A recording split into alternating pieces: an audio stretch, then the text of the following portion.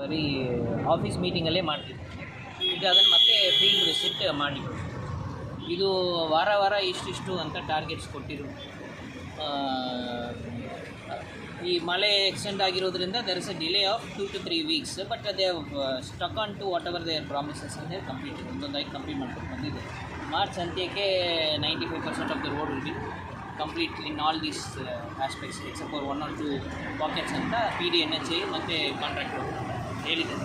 ನರಹರಿ ಅದರ ಹತ್ತಿರ Narahari might take some time because ಅಲ್ಲಿ ಡಿಸೈನ್ ಚೇಂಜಸ್ ಸ್ವಲ್ಪ ಇದೆ ಅಂತ ಅದು ಕೂಡ ಮಾತಾಡಿದ್ದಾರೆ NHA ಅವರು ಅದನ್ನು ಅಪ್ರೂವಲ್ಗೆ ಈಗಾಗಲೇ ಕಳಿಸಿದ್ದಾರೆ. 1 or 2 ವೀಕ್ಸಲ್ಲಿ ಅದು ಅಪ್ರೂವ್ ಆದ ನಂತರ they will be able to work ಮಾಡಿ. ಈ ಥರ 1 or 2 issues such a big project ಇದೆ.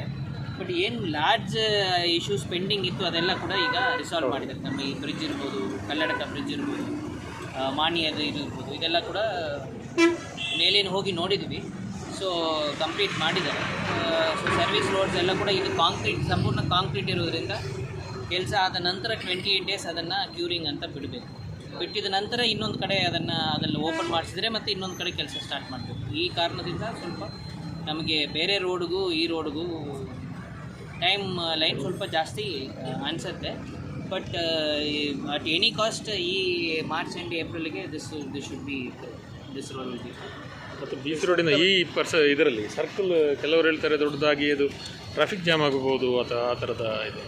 ಇಲ್ಲ, ಅದು ಇನ್ನೂ ಕಂಪ್ಲೀಟ್ ಆಗಿಲ್ಲ ಅಂತ. ಇದು ಒಂದೊಂದು ಕಡೆಯಾಗಿ ಅದೇ ನಾವು ಕಾಂಕ್ರೀಟ್ ಇರೋದ್ರಿಂದ ಒಂದೊಂದು ಕಡೆಯಾಗಿ ಕಂಪ್ಲೀಟ್ ಮಾಡ್ಕೊಂಡು ಬರೋದ್ರಿಂದ 3 ಸೈಡ್ಸ್ ಮುಗಿಸಿದ್ದಾರೆ. ಆ ಒಂದು ಕಾರ್ನರಲ್ಲಿ ಇನ್ನೂ ಎಕ್ಸ್ಪ್ಯಾಂಡ್ ಆಗಲಿಲ್ಲ.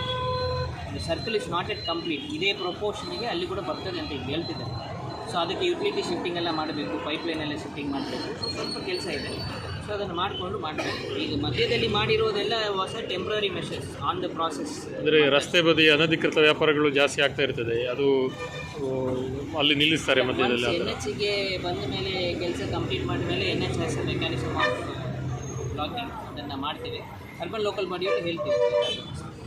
Because it should not lead to accidents and things.